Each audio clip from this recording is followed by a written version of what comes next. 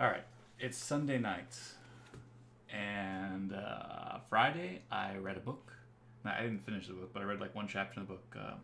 Book's actually called "Good Boss, Bad Boss," and it's by Robert I. Sutton, PhD. Ooh. There's a page in here that's called "A Recipe for an Effective Apology." I don't know if you guys have ever, I don't know if you guys are familiar with effective apologies, but I wanted to do a quick video on it, and the reason I wanted to do that is because prior to meeting my wife, I was terrible at apologies, and I still might be pretty bad at apologies, but I've come a long way. Let's just say that. I never want to take blame. I never want to take fault for something. Like if something went wrong, I was like, it wasn't me.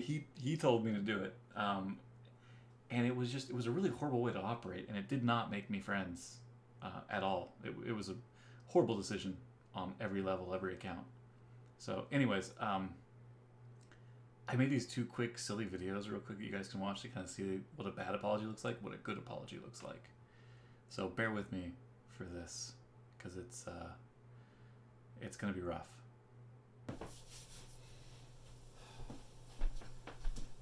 Dude, what you did, it was really messed up. Hey, look, man, I'm sorry you feel that way. Sorry. I don't forgive you, man. You ran over our dog. What are you upset about? I said sorry. Where are you going?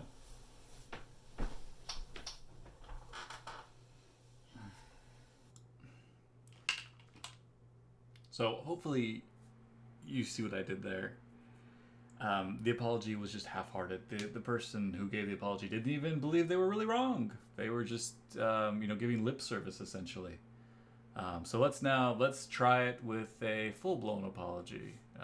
So big thing here. We're not sugarcoating anything. We are admitting the mistake. We are owning it, and we're giving options on what we can do to prevent this from happening again.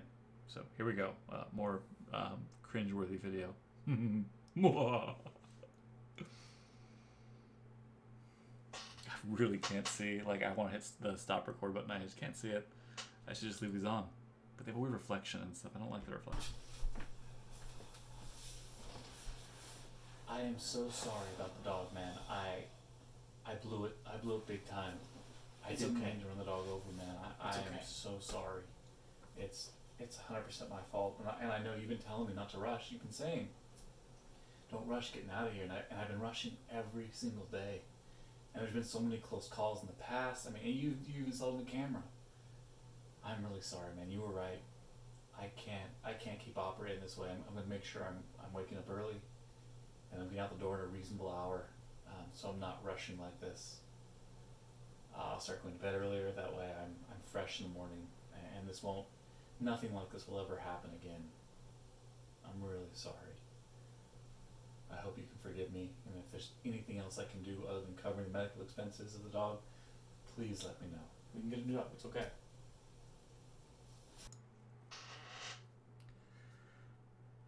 Yeah, so it's rough, for sure. But hopefully you guys get what I'm trying to say here.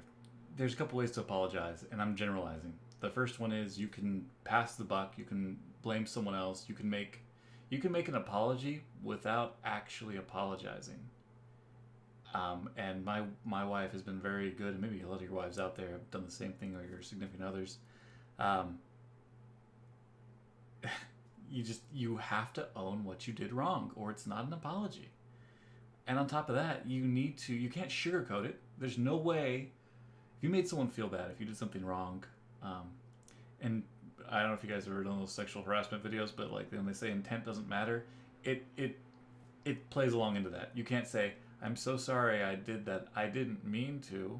Well, it doesn't matter if you meant to or not. You still did it. It still had an impact on somebody or something. So own it. You made that impact. You caused that, whether you meant to or not. Own it and move on, and don't do it again. Learn from it, right? So that's what I'm getting at with this right now. It's just don't sugarcoat it. Own it. Obviously apologize for it, and apologize for it completely. when you're doing your apologies. Don't just say, I'm sorry about that. Tell them really why you're sorry. Like, spend some time thinking about your apology and lay it out there for them. And then, after that, tell them what you're going to do to prevent that from happening again. It's pretty easy, pretty straightforward. The biggest thing about this is I don't see any big companies out there. It's very rare that you see, I mean, not just big companies, but any companies admit mistakes. And I get that in how the U.S., how they're sue crazy and they want to lawyer up and just sue the crap out of everybody. But at the same time, it's so important to own your mistakes, learn from them, and move on and prevent them from happening again.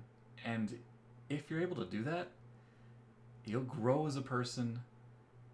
You'll realize it's okay to make mistakes as long as you can own them and move on and learn from them. You don't want to forget. Make the mistakes and apologize and then remember. That's the best thing we can do to learn. Anyways, that's it. That's all I wanted to say. It's Sunday night. I should be asleep by now. And I'm not, because I committed to doing this video in my head on Friday. Okay, good night. I'm leaving. Wait, I'm still here. Damn it. Can't see. I took my glasses off.